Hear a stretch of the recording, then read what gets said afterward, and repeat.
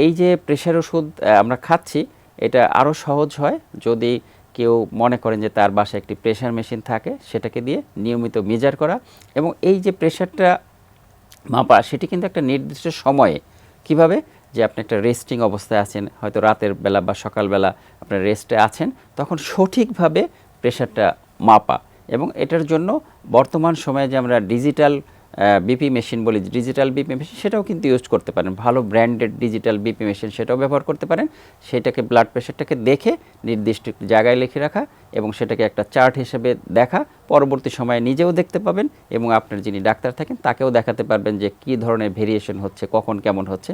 এইটা যদি করেন তাহলে বোধহয় আরেকটু ভালো হয় আর কি।